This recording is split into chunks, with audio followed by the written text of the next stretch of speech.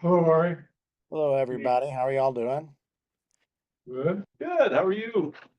Great. Guess I should talk to this, not back. Oh, that's the, And yours is there. You're missing out on Cluckers. chicken sandwich, chicken Oh, I salad. love that place. Oh my gosh. I'm sorry. I do really love that place. Amy treats us really good. She takes care of us. Good lady. Yeah. All right. You ready to go? Tyler? Yep. Okay, let's do a call the meeting to order for the Summit County, North Summit County Fire Board on June 12th, 2025 at 6 p.m. Those that are present, tell us who you are. Ari Ioannidis here. Say it again, Ari. Ari Ioannidis here. Don Donaldson here. So we have a quorum. The other two members are excused today. Let's go into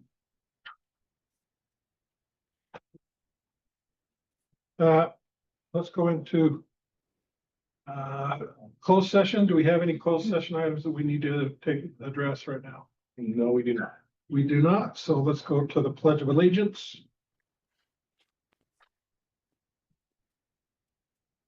I pledge allegiance to the flag of the United States of America and to the republic for which it stands, one nation, under God, indivisible, with liberty and justice for all.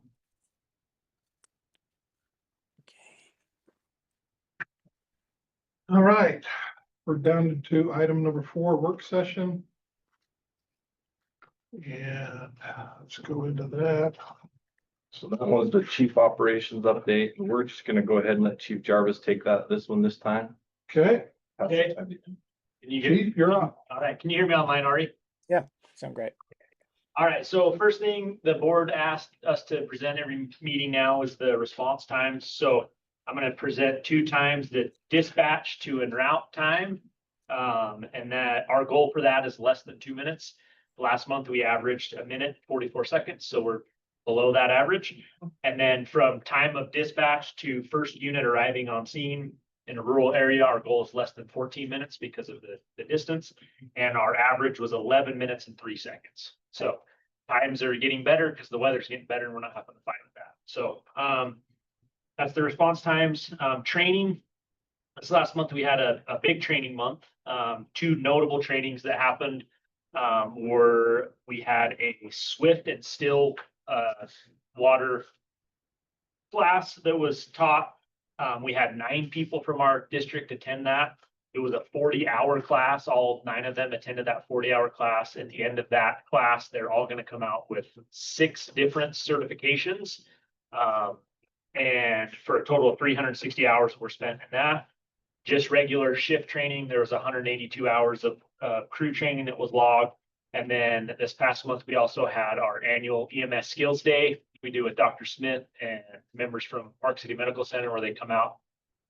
We get some really good hands-on EMS related training from, nurses and doctors and different people in the hospital. So Chief, if I don't want to interrupt you, but could you just explain some of the training that took place on this swift water and cold water situation? Just kind of give us an update, what they did, where they did it, what were some of the things you learned from it? I will actually let Chief Nielsen take that because he was one of the members that attended that class. So I kind of love that kind of stuff. So I also attend that. I'm a fully certified tech rescue guy. And so what ends up happening in surface water, first, there's on every level for a technical rescue, there's an awareness level, which is kind of the low beginning entry level, an operations level, and then a tech level. So for example, if we're talking about a high angle rescue where we got to go over a cliff to get somebody, the only ones that can go over that edge are the highest level, the technician level. And then everybody else who helps sets up systems and ropes and different things and controls the scene, our operations is where we want them to be, but they can start at awareness and then proceed to get better.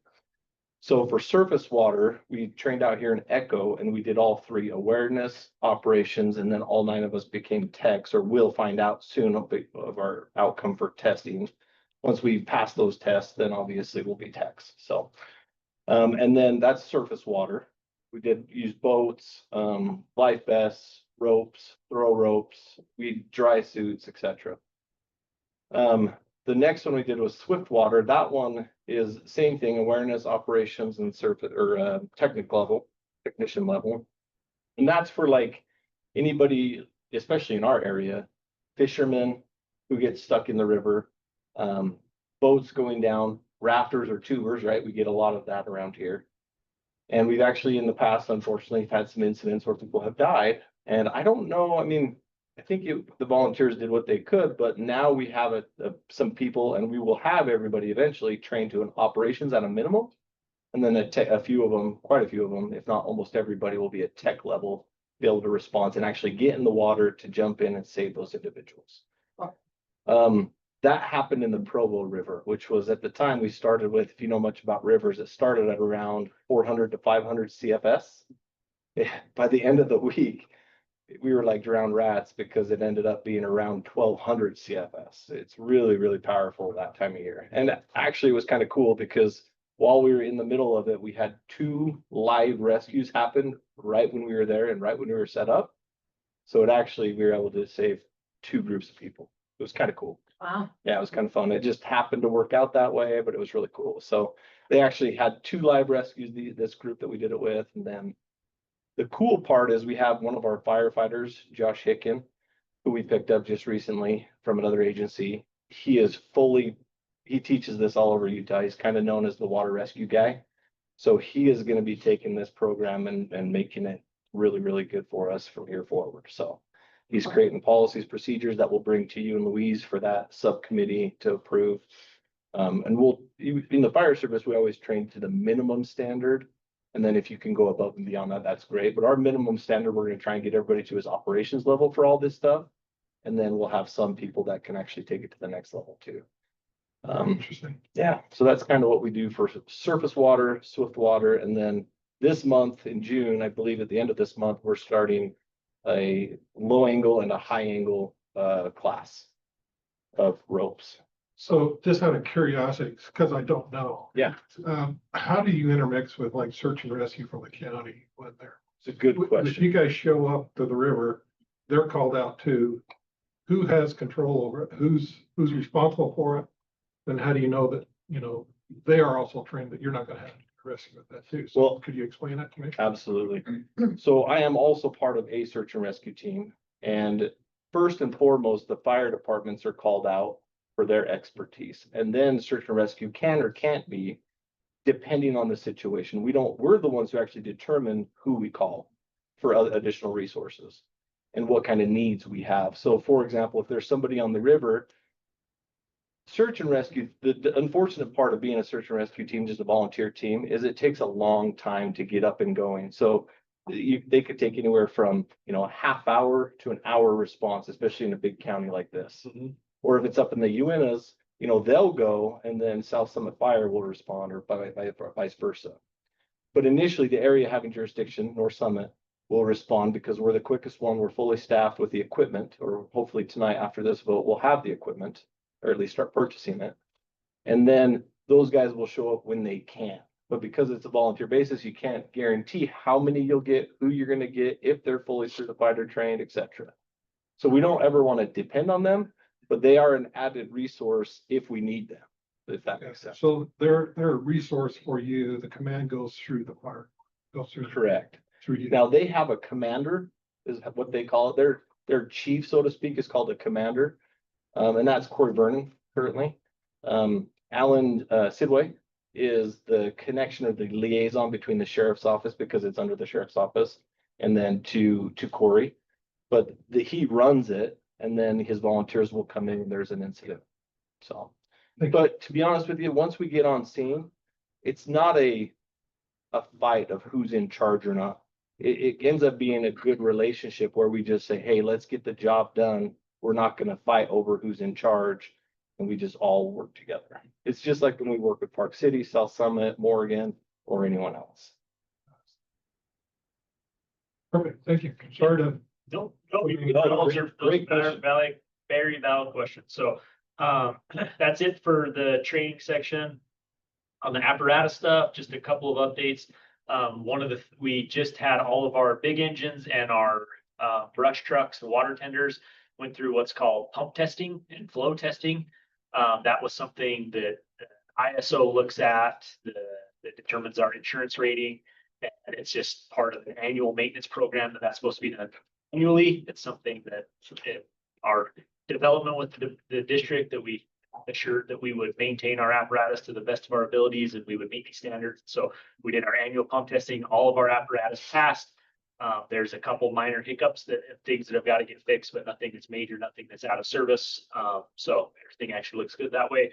We've had a couple little hiccups with apparatuses. We anticipate minor things. We have a good relationship, as I spoke to a couple months ago, with the Park City mechanic that will help us out from time to time, and other mechanics in the area. And so as of right now, knock on wood, no apparatus are out of service. And we actually have got the old military tender that's in Hennifer.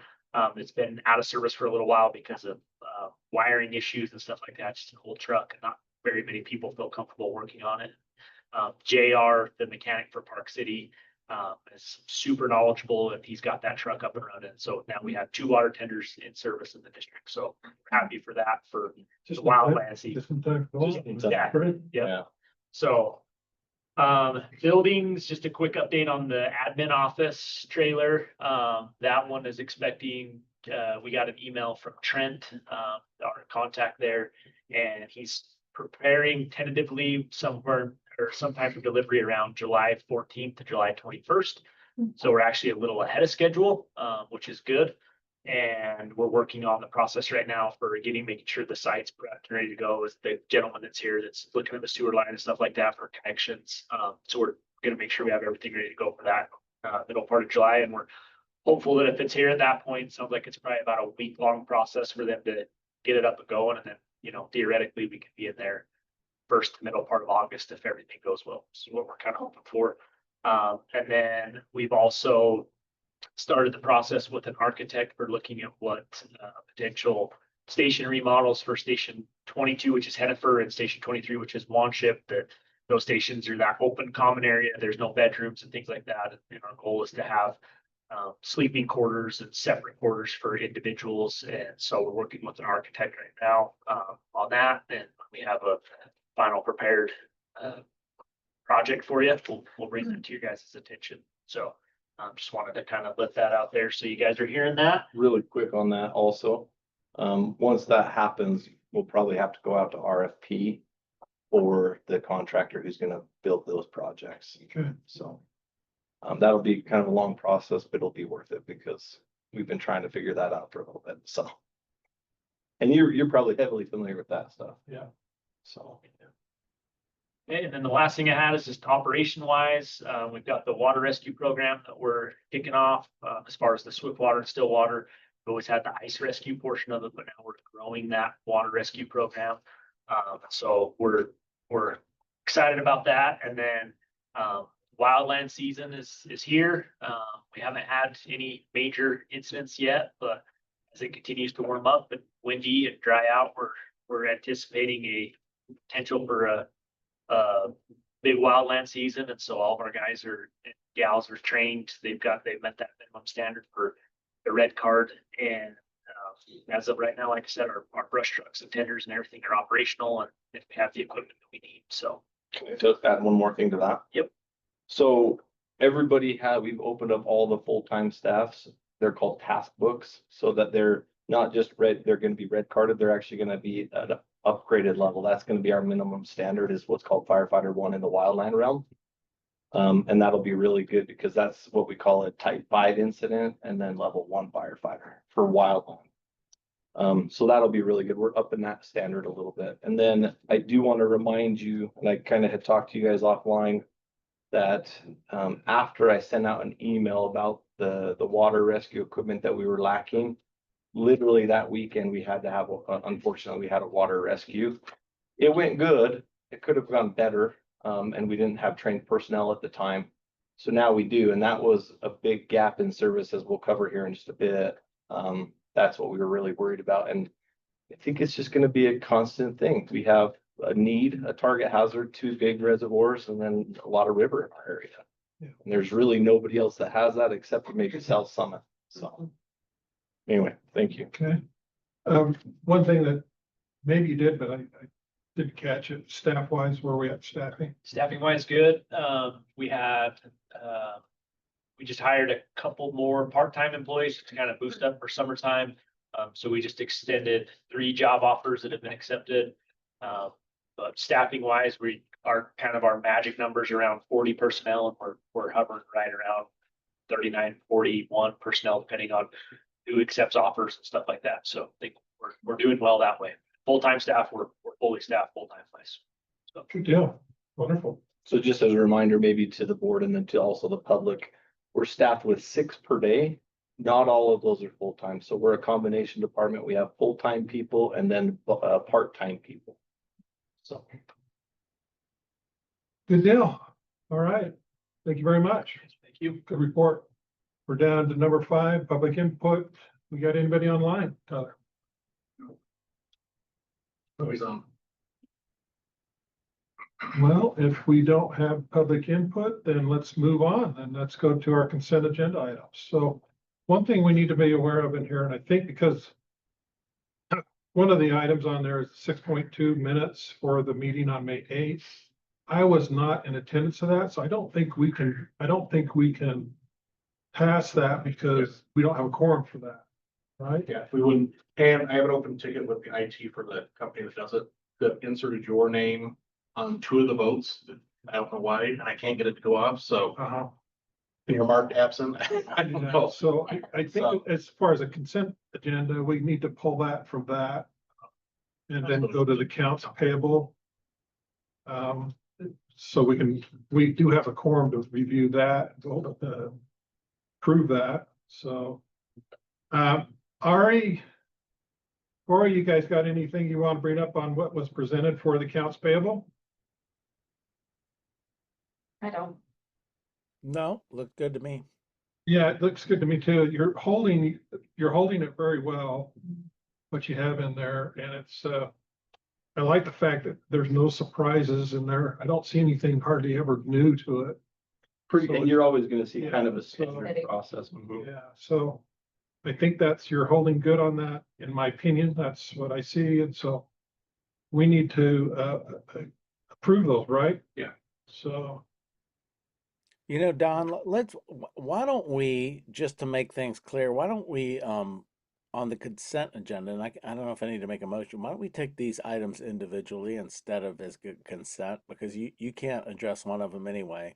And rather than pulling one of them out, there's not that many. Let's just vote on them separately. What do you think? That's just a recommendation. I agree with that. All right, so let's do a motion to approve the accounts payable for this board meeting for the last month. I need a motion and a second for it, so. I'll move to accept the accounts payable for dated April 2025. Second? All right, Ari motion, Corey seconded. Those in favor say aye. Aye. Right, so that passes. All right, so. And we don't have a quorum for the other one, so Let's table let's table it. Motion to table, I need a motion to table that. I don't think you do. I think you just Can we table just it. table it? Yeah, and just leave it there for next time. All right, so. Now we're getting into the meat of the thing, so. Great deal, let's go into our considerations for approval, so. Chief, are you presenting this to us? Yeah, we'll probably tag team it, Chief Jarvis and I, and with Corey actually too. Okay. These are all the policies that we have gone through with the subcommittee, which is just a reminder, Louise and Corey. And they've reviewed all these. And as a reminder, Lexipol, the program we use, also has attorneys and everything that help create it. And then we just kind of adjust it, small kind of little things that would be different to our district compared to just a broad consensus. So, do you want to talk about that a little bit? Did you and Louise have anything? No, this last go around, everything was Pretty pretty smooth. slick, just, yeah. Went through them all and That we did bring the two back to you, which was the four, I'm gonna start with 403, the code enforcement one, because if you remember, we actually had that numbered wrong. It was last time 413, it should have been, it was a typo, 403. So that one we renumbered and that's correct, so that one's good. 402 was the one that that Ryan had some concerns about and the board had some concerns about for concealed firearms and things like that. So what we did is we took Ryan's suggestion, because he's reviewed that, and we just removed that paragraph completely out and then adjusted a couple of things. And then Louise and Corey went over that also. So those two are a second round, and we'll just do that. If you see anything here, because we're gonna be doing this every single meeting, you'll have 15 to 20 of these roughly. If you see anything or have any questions, if we can just give us some time to fix those, then we'll just bring them back to you the next time. We'll just keep circulating them until we're done. So we just propose, unless Jarvis, did you have anything on the 600, 615? No, those are pretty straightforward. So Yeah. Not only did we have Chief Jarvis review those, but we also had Doc Smith help us with all the medical stuff and the training, et cetera. So we feel very comfortable with presenting these to the board for approval, and that's our recommendation, is to accept policies 402, 403, and then 600 through 615. So one thing that came up to my mind, excuse me, was on these was we have policies for investigation, for code compliance and its safety. But do we have in there, I didn't notice that you had in there, who is, do you have specifications on who can conduct that investigation? Who can conduct the code compliance review? Did I miss that in there? I didn't see that in there on who it is or who, is it identified of who position covers that or is doing that? We delegate that out. That can change per fire department or fire district. In our district, now that we have a fire marshal, before everything landed on my head, right? But we've hired Tyler Levitt. That's why he's here tonight, Fire Marshal Levitt. And all of the code enforcement will fall on his shoulders. The fire investigations will fall on his shoulders. If they're not certified to that level, we have 2 or 3 others that can do it. For example, I'm fully certified in fire investigation and I have quite a bit of experience in those. So ultimately, if we don't have a crew on duty that can, somebody like a captain who has their fire investigator, they'll call us and we come in regardless of the time of day and we do that fire investigation. A lot of times if it's at night, because we need daytime light to help us out, especially with these things that we have to dig out and find the cause and origin on. We'll hold that fire scene until somebody can get there and we have good daylight so we can visibly see everything. But yeah, so generally those in a fire department and district will fall under fire prevention or a fire marshal. And that's what we're delegating back over to the Fire Marshal Levitt now. But depending on your structure, your size of organization, people can wear multiple hats, like I was for quite a while until we were able to get to this point. And then we can start delegating some of these out and diversifying a little bit. So those are pretty much spelled out. So if you have a large structural fire, Commercial or residential? commercial. Okay. So what is the, I'm assuming there might be a state inspection, there might be federal inspection, depending on the size of it, structure or whatever it may be, right? So what is your policy with bringing in other agencies? To help us? Yes. Yeah. So it's just like any other scene. If it goes beyond our resources or our capabilities, we always have mutual aid agreements that we rely on Park City, Morgan. And in this case, for fire investigation, for example, let's say it's a state facility like a school of some sort, because the state fire marshals actually take those. We just simply call our representative at this, because every fire department in Utah has a representative at the state fire marshal who represents them. We call them up and say, hey, we need an investigator within the next hour, and then they come out to help. Yeah. For example, we don't have to, because you have me and a couple of others that have done, if somebody were to die in a fire, those get to be pretty sensitive investigations. So we can do those on my own, like I can do those. But I always like to have backup, especially with how bad they can get.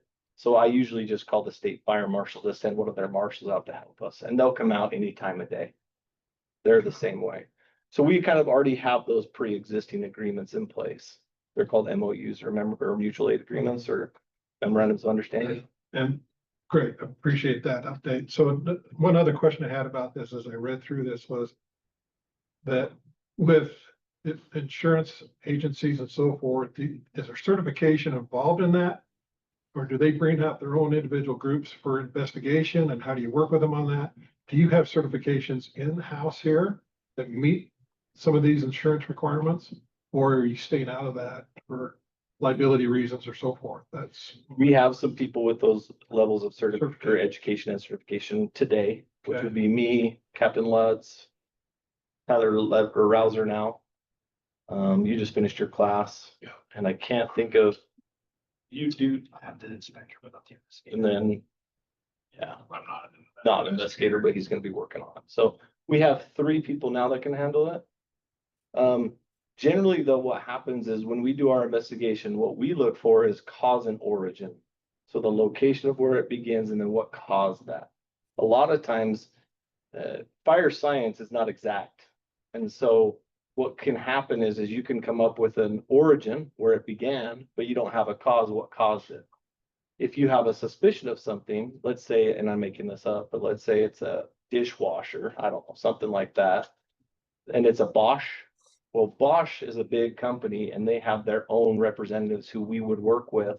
They would come out, check their own equipment, and then come out with a result. So there, I know a bunch that are going on right now currently. Engine 31, alarm Nichols Van Lee Welling, 3141, Round Valley Way.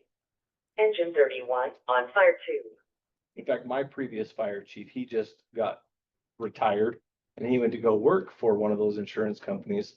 So a lot of those are old firefighters that get hired usually after retirement or whatever, and we work closely with them. But basically, they would, if we do our own cause and origin investigation, and then they come in and try and narrow that down even further if they're liable or if they think they're potentially liable. So, did that answer the question? yeah. Okay. Mhm. Okay, So yeah, we're just, I got a quick question on 402. Thanks for all the modifications. They make a lot of sense. Especially thank you for striking the parts that don't apply. Are those headings going to also be struck like 4.206, 4.2.6.1? They're not crossed through on this. Yeah, it's a formatting thing within the program when I export it to this PDF form, but in the final version, it does it that way. So because it's still showing the strikeout, it still leaves that header there, but when we push it out and there's no section in there, then it won't show that. So. Great. Thank you. oh, you're welcome. Any other questions with any of those policies?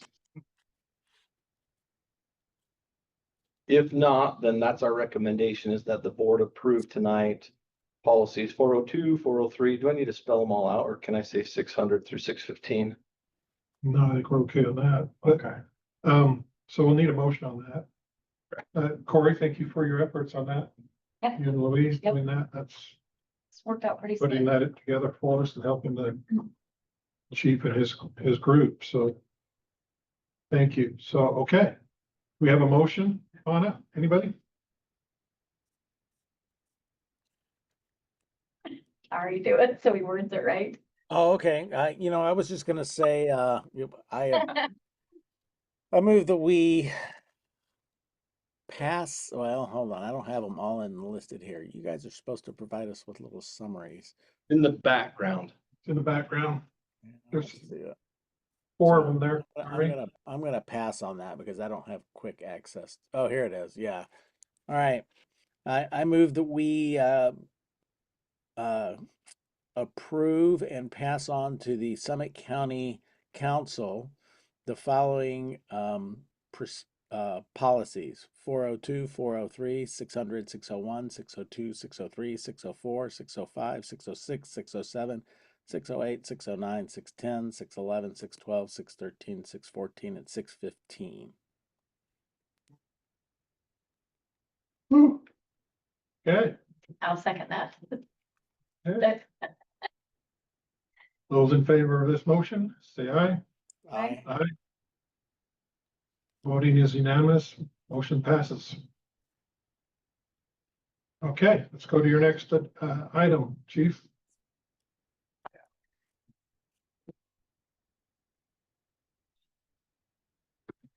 That'd be cheap. Yeah, I'm gonna pass the time over to Fire Marshal Levitt to talk about a fireworks ban in 7.2. Yeah, so this is a temporary fireworks ban that we want to take with your support to the county council next week. I believe it's Wednesday. To put a temporary ban on the fireworks for this season through October 31st. And the ban would include all of the unincorporated areas of our service district, but it would exclude Colville City and Hennifer and the commercial fireworks shows. I think I said that right. Does that make sense? Yeah. Okay. So, a little bit of background on it. I don't know if you guys read through this or not, but Park City, did this with the Summit County's council support. What was it, Chief, a couple weeks ago? Yeah. And the county council approved it and they gave the recommendation to this Utah State Forester, which ultimately the responsibility to ban the fireworks falls on them. But they can take our recommendation, the county council's recommendation,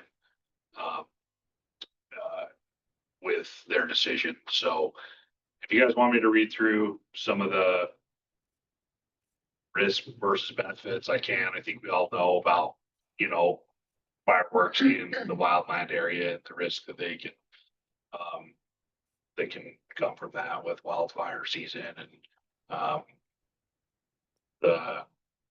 basically the burden it can put on us as a fire district and the lack of federal resources that we may or may not have this wildfire season. So There's a couple of things too. Can I add some nuance to Please. that? So since we drafted this up and we began this, there's a couple of things that happened. We did find out the state forester for the Park City side of things accepted it and they are banning it. So they did follow through with it. The other thing is the weather outlook is looking pretty bad. Chief Jarvis and I went to the area coordination meeting this year and they're predicting an extra hot, extra dry, extra stormy / windy summer, and it's going to be a late season too, because everything's still fairly green. So they're thinking it's going to get pushed into, late October. If that's the case, only with 6 people on duty, just like the Dicker Hill fire, that's going to overwhelm our resources really quick, our mutual aid resources really quick. And usually that gets delegated through the fire warden to the state and then to the feds. The other component of this is that it was really wishy-washy even just a week ago, whether we were going to have resources, air resources, helicopters and LVADs for fixed wing drops. It was unsure. I think it has gotten more clear and the state is looking pretty good, but the federal resources are looking pretty sparse.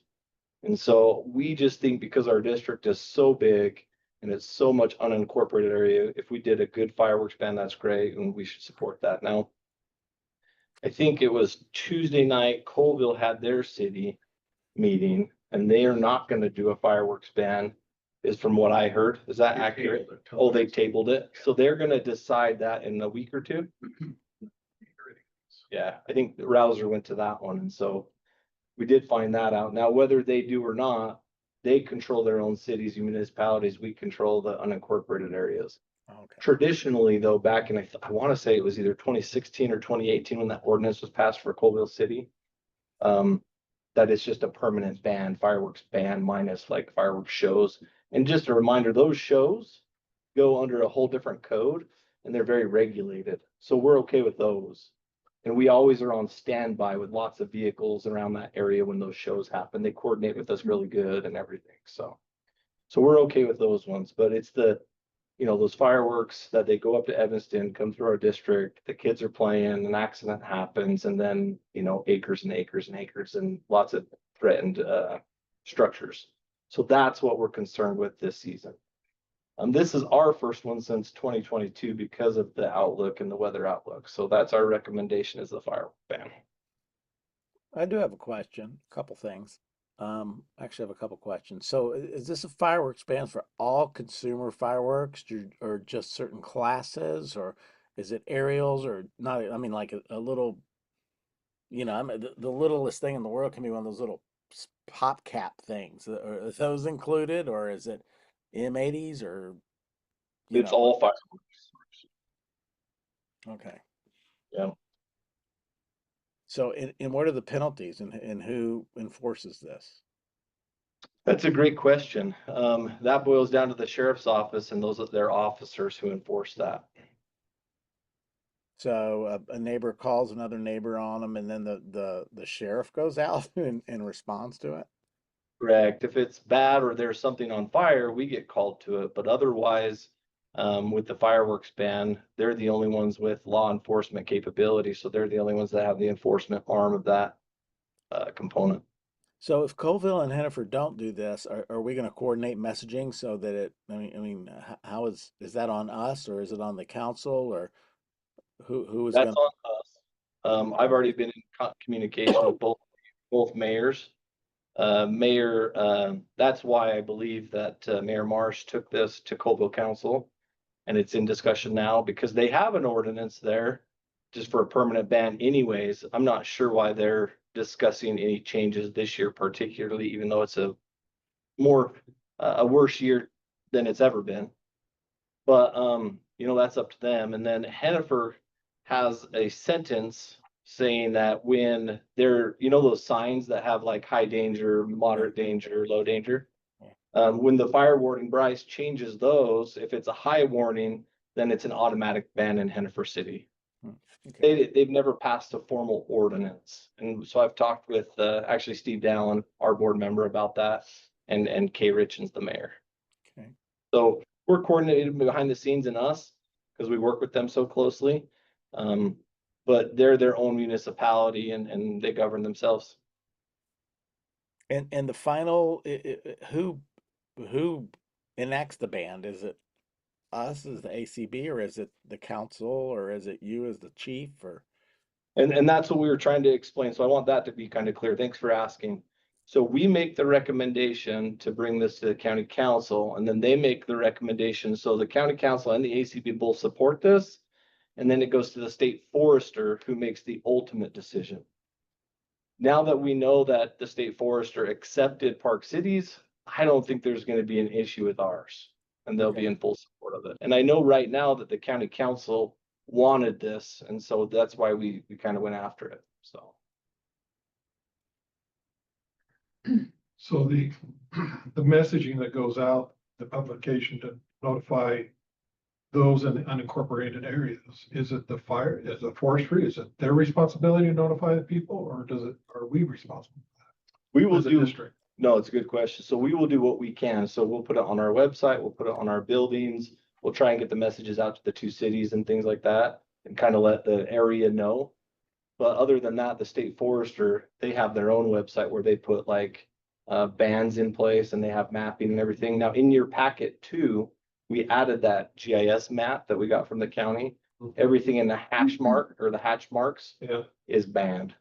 So basically everything is kind of weird on the lakes because it looks weird. But truly the only things that aren't in that area are Hennifer proper and Colville City. Coal City. Yeah. Okay, Did that answer that question, Ari? So it's the state forester. Yep, got it.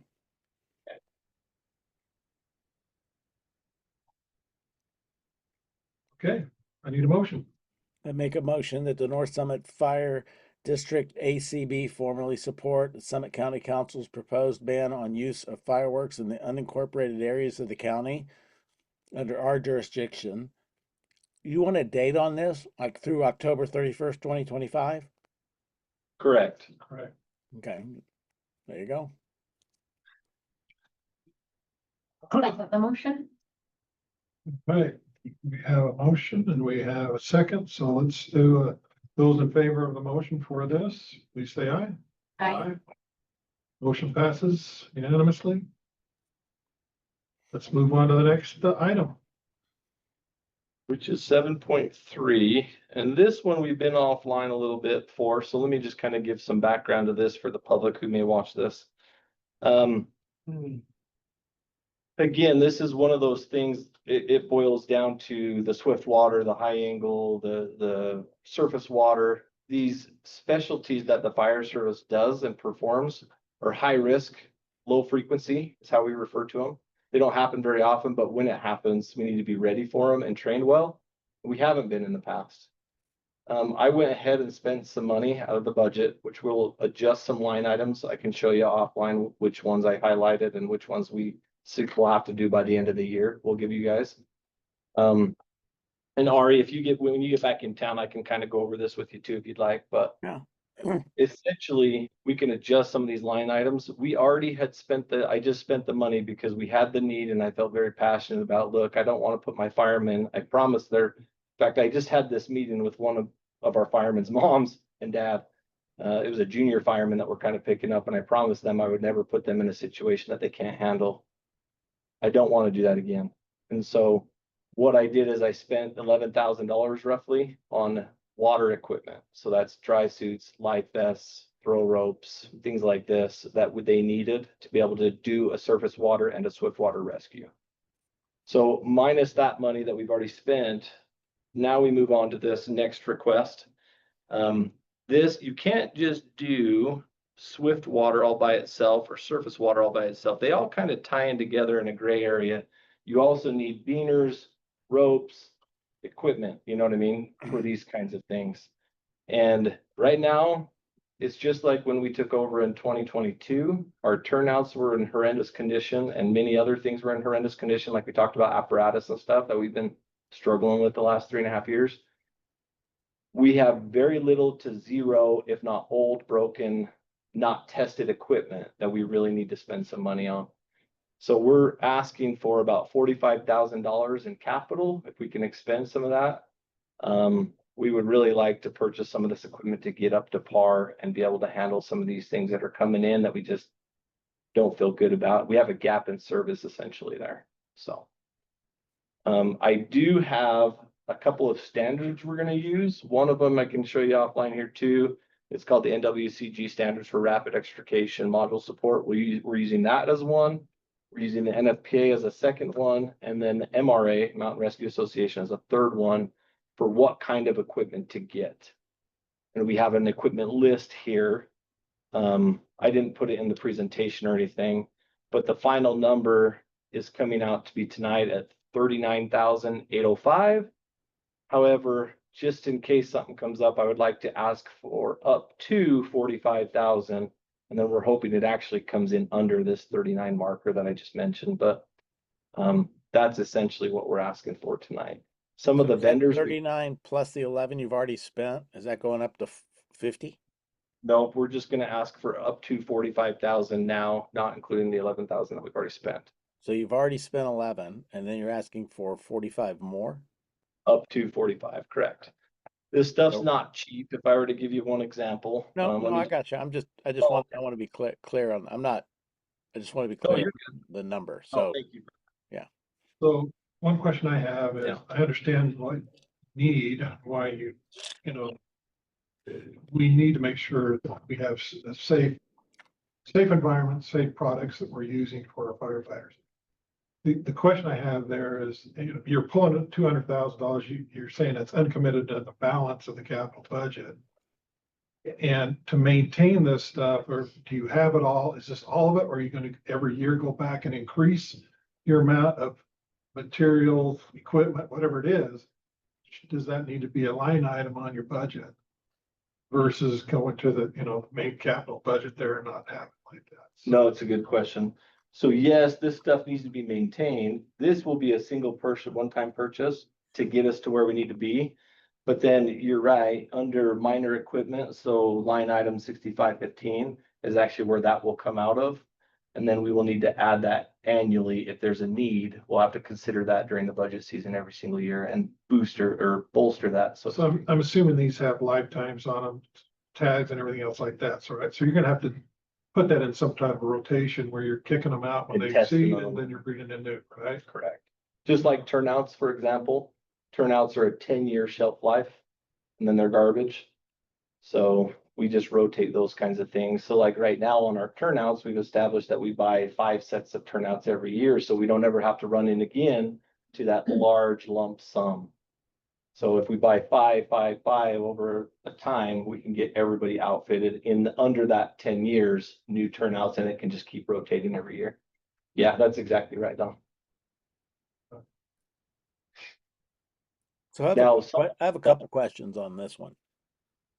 Where are you storing, which station's going to be at? Is it centralized or are you going to distribute it among different engines and rescue vehicles? I'm super glad you asked that because we were going over that today. We just developed the system actually today and we kind of finalized it today. So what's going to end up happening is every station is going to have a small cache, a personal cache. When I say personal, we're going to that model like we talked about at the end of last year and the beginning of this year of 2, 2, and 2. So Hennifer's going to have 2, Colo's going to have 2 firemen, Wanship already has 2 firemen, right? Right. So each one of those firemen are going to have kind of some personal gear that they pass on from shift to shift. But then there's going to be a team bag also of overall system. For example, we don't need 6 different what's called Stokes baskets. Are you guys familiar with what a Stokes basket is? That's where we can hoist somebody in a helicopter. We can carry them out on it's called a litter or a gurney, so to speak, but it's called a Stokes basket. We can go vertical with those people up a cliff in that Stokes basket. We only need one of those. So and then there's a tire that you can put on the bottom of that. So if we have to hike in, like we had a search and rescue up, I think it was Fire Canyon, wasn't it, Tyler? It was somebody was changing out an antenna and they were having a heart problem. It ended up being an AAA, I think an aortic block or something like that. Dissection. Or a dissection, was it? So anyway, really bad scenario, as you know, Corey. And we ended up having to fly him, but to get there first, we didn't have any equipment. They started going up the hill, just the medical stuff that we have, but nothing to get them down if we needed it. So our best option at the time was to hoist them by helicopter. So this kind of equipment, and that's a pretty fatal condition to have. That guy survived, but I think again, we keep getting lucky with all this stuff, and I'm kind of getting sick of getting lucky. Yeah, so we won't have to get lucky, especially for those kinds of severe calls. So anyway, each station will have a small cache for those 2 firefighters that are stationed there daily.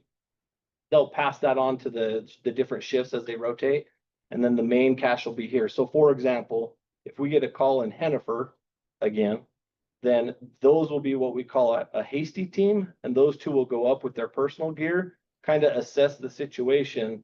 And already the other stations have been paged out simultaneously. They'll show up right after with the team equipment. They'll call back for the main gear. And if they need like a Stokes basket or if they're going to hoist, they'll have to make some decisions when they get up there. So, and then, it goes in reverse also for the Wanship, Tollgate, Rockport Estates area. So is this equipment merged in with all the other equipment and go out on every call, or is it separated out? It'll be on every call on a specific truck. So it'll be on our rescue truck, and correct me if I'm wrong, Jarvis, probably rescue truck and ambulance gear. So it'll be with them in like a kit. Okay. So talk to me about PPE dry suit, the dry suits. Those wear out quickly without being properly stored and cared for. Correct. Yeah. So, and correct. They do. And we actually properly store and care for them. We keep them in a closet. We put the oil on the zippers. We put I can't remember what kind of grease it is, but we bought some of that grease for the rubber necks, the sealant for those necks. right. So we do that, Ari. And those are kept out of the sun. So those don't go out on every call then, or do No, those will only go out they'll be on the truck, but are we going to pull those out? No. Like for the winter, for example, we'll store those away because we probably won't use those. Now, dry suits are interesting because a lot of people are like, well, why are we using dry suits instead of wet suits? Because maybe some people are divers and such. Well, NFPA 1006 says that you have to have a dry suit because what they found during Katrina and some of these floods, because that's when surface and swift water calls happen the most, is they get into these waters, the rescuers. They're disgusting. The waters are disgusting. They have a lot of chemicals and different things in the water. And so Task Force 1, for example, that's our main task force for Utah. If they went to Katrina, they actually came back with all kinds of skin problems because they were in wetsuits and not dry suits. And it was all those chemicals and all that stuff was on their body and up against their body for a long period of time. So that's why 1006 and the new standard for Utah and all the tests require dry suits for these kinds of things. I get it, but That- those don't last long. I mean, we're gonna, Yeah, we'll like have to Don find said, one. how often are we replacing these? Well, I don't know if there's an expiration. We just have to kind of keep an eye on tears, wear tear, manufacturer specifications on, their recommendation on what you need to, when you need to replace those, but there's not really one that is given. So if one gets a hole in it, if one wears out, we just need to replace it as needed. Well, the effectiveness goes down, especially if you leave them out in the sun or they're exposed to extreme temperatures. Correct. Okay. What kind of call volume are you getting for incident data to justify? I mean, it seems like it makes sense, but it's 50 something grand total with the 11 you've already expended, possibly. Yeah, and I'll be honest, Ari, I don't like looking at it that way I know you regarding, don't, but I'm asking anyway. I know you, I know, and I'm happy to answer. I just want to be clear though, like Yeah. people's lives to me are a lot, that $50,000, like, that's great. I mean, I'm Yeah. happy to say for that, but, and my firefighters too, but yes, 50,000 is a lot. And the call volume, I would say we have a handful a year between the river and the lakes. The ones that we have are extremely dangerous, and we've been super lucky, kind of like this last one we had up the canyon.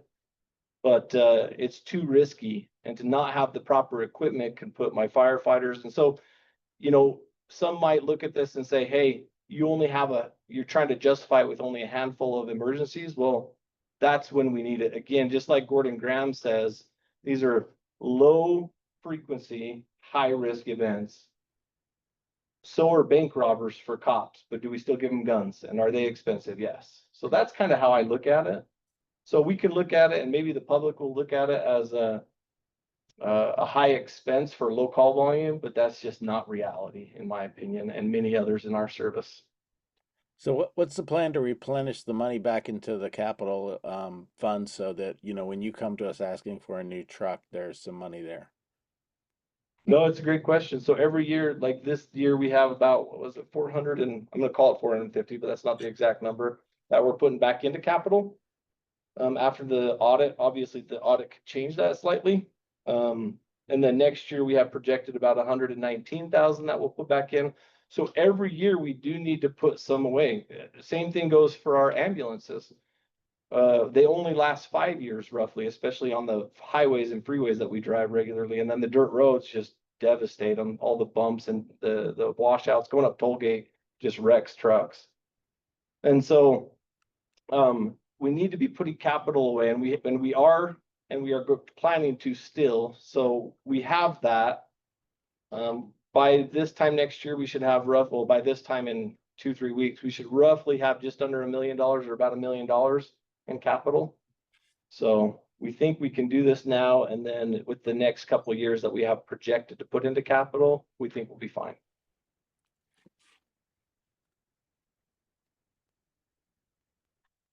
Okay. Corey, you got any questions? Nope. Ari, any more for you? I think I've questioned this one out. They're good questions. Thank you, Ari. Okay, all right. We need a motion on this. You guys are wearing me out today. I move that the North Summit Fire District Administrative Control Board approve the capital expense authorization of up to $45,000 for the purchase of rescue and swiftwater rescue equipment as outlined in the staff report. I will second the motion.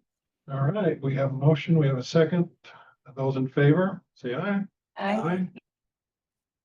Voting is unanimous, motion passes. I believe that is the last item. Right, so Corey, I know you can handle this one. You got the next motion. Adjournment. Hey, can we do board comments? Is that okay? I hate to Oh, hold you yes. up. Yeah, there is, I think there is, I missed that, sorry. No worries. Yep, board comments.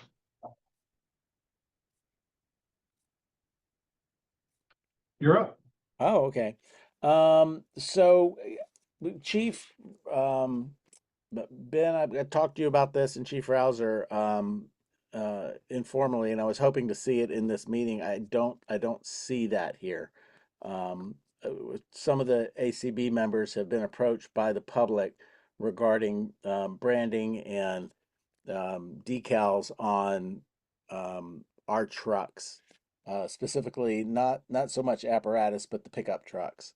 The badges right now are the perception among the public is that those badges are small, and when those trucks show up on an incident, it's not clear that that isn't belongs to North Summit Fire. I think that, and I've heard enough of it to where I'm starting to agree with it. I've spoken to a couple other folks in the community, and they think it makes sense too.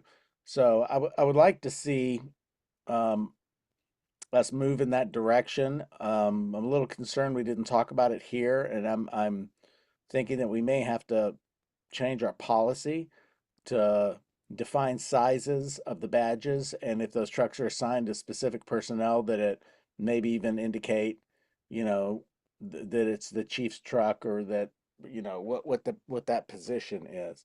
So this has been a concern I've expressed a couple of times, and I know that I've talked to some other ACB members about this over time too.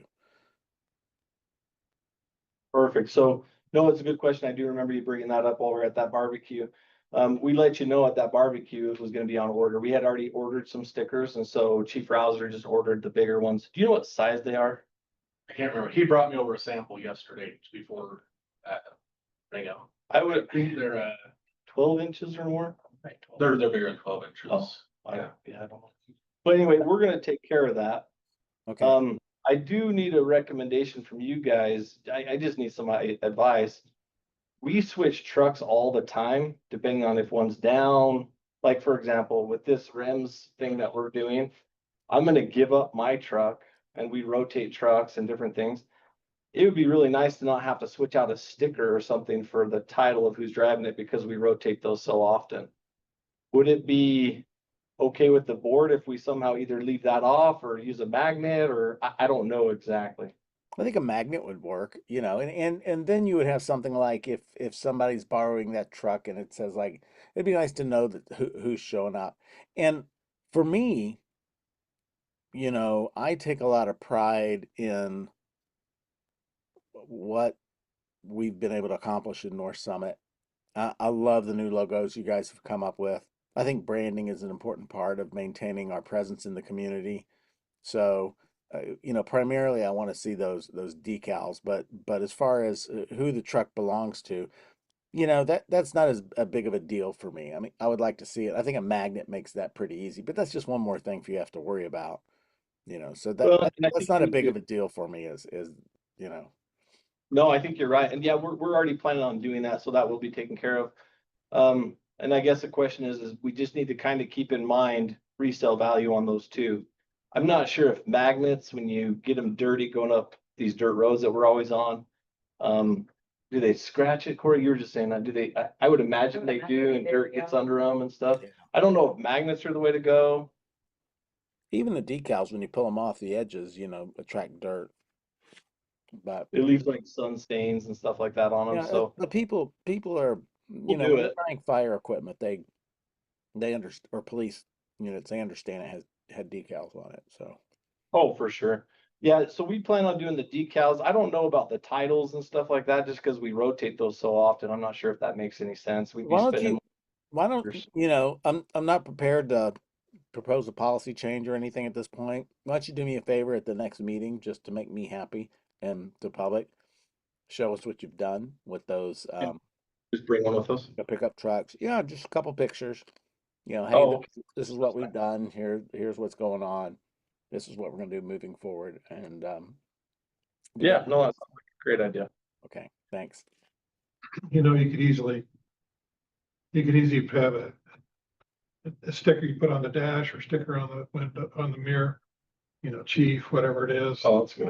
On the glass. Yeah, on the glass. Yeah, a little light up thing that says Uber driver, you know. I'm kidding. Or maybe put on the top.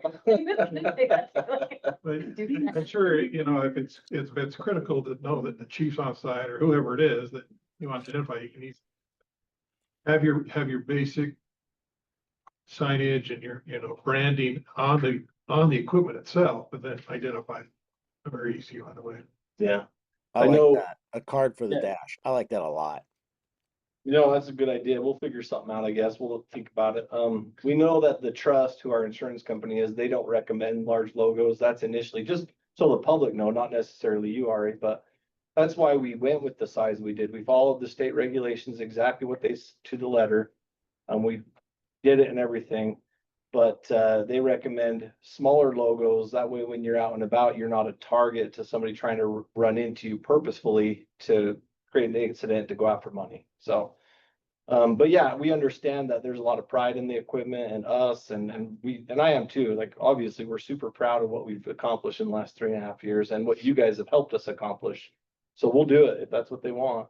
Yeah, I think it makes sense. Yeah, for sure. Okay.